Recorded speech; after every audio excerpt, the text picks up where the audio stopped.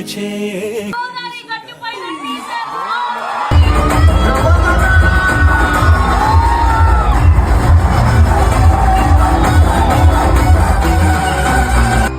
మాయ చేసావే.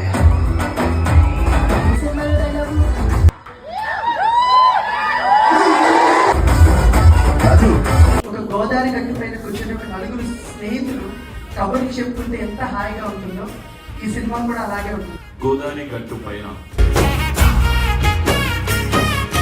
చూడు చూడు కొట్టే జోరు గట్టి డప్పు కొట్టినంత మ్యాజిక్ చేస్తా. పొట్టు పిల్లలు పెట్టుకుంటే చాలా చాలా చాలా బాగుంటారండి.